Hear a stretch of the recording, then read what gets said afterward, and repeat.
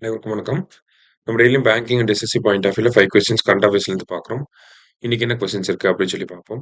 First one, in which Indian state is the ancient Buddhist site of Sarnath nominated for the UNESCO world heritage list located அப்படின்னு சொல்லி கேட்டிருக்காங்க.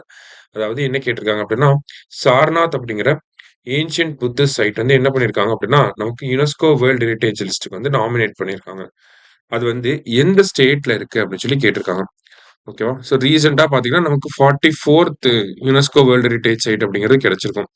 அது வந்து என்ன சொல்லியிருப்பாங்க, மராத்தாவோட மிலிட்டரி லேண்ட்ஸ்கேப்ஸ் அப்படின்னு சொல்லியிருப்பாங்க. ஓகேவா?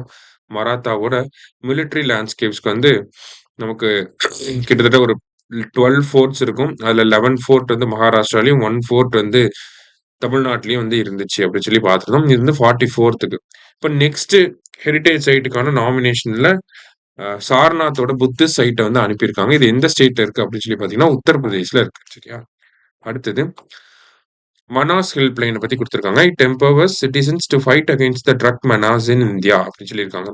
ஸோ நம்ம ட்ரக் அகெயின்ஸ்டா சிட்டிசன்ஸ் வந்து கம்ப்ளைண்ட் பண்றது அதுக்காக கொண்டு வந்தது தான் இந்த மனாஸ் ஹெல்ப் லைன். அதான் இங்க கொடுத்துருக்காங்க. It haves a provision of anonymously reporting any information related to drug trafficking அப்படின்னு சொல்லியிருக்காங்க. அதாவது அனானிமஸா நம்ம ரிப்போர்ட் பண்ண முடியும். நம்ம யாருன்னே நம்ம ஐடென்டிட்டியை சொல்லாம அனானிமஸா ட்ரக் டிராஃபிக்கிங் இந்த இடத்துல நடக்குதுன்னு சொல்லி இன்ஃபர்மேஷனை கொடுக்க முடியும். சரியா?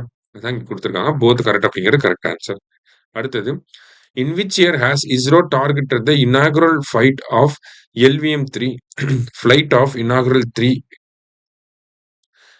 with a semi cryogenic propulsion stage அப்படின்னு சொல்லி கேட்டிருக்காங்க. ஸோ LVM-3 வந்து இப்போ லிக்விட் ப்ரொபலண்ட்டை பேஸ் பண்ணி இருக்கு. அது செமி கிரியோஜெனிக் ப்ரொபல்ஷன் எப்போ கொண்டு வர போறாங்க அப்படின்னா 2027 அதுக்கான டெஸ்டிங் வந்து போயிட்டு இருக்கு.